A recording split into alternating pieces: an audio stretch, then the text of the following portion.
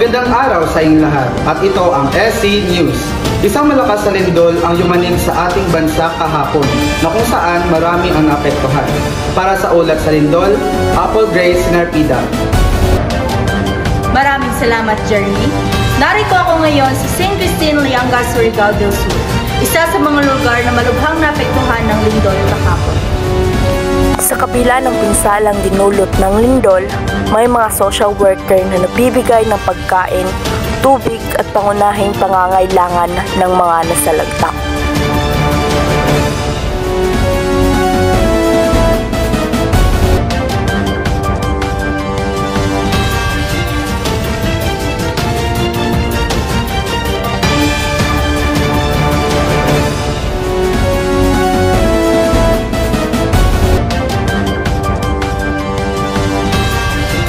Muli, ako si Apple Grace Sinarpida, nag-uulat para sa SC News.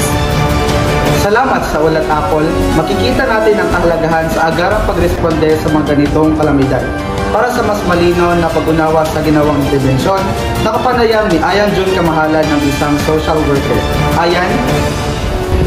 Salamat, Jeremy. Mangayon, ano pong mga interbensyon ang iyong ginawa para matulungan ang mga biktima ng lindol? Ang aming pangunahing layunin ay tiyakin ang kaligtasan at kagalingan ng mga biktima. Nagbibigay kami ng agarang tulong mula sa pagkain at gamot hanggang sa psychosocial support.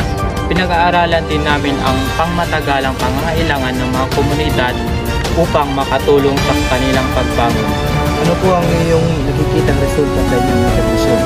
Nakikita namin ang positibong epekto ng aming mga programa. Ang mga biktima ay nakakaramdam ng suporta at pag-asa. Ang mga komunidad ay mas lumalakas. Salamat, Mangayon. Muli, ako si Ayan June Kamahalan, nag-uulat para sa SC News. Balik sa iyo, Jeremy.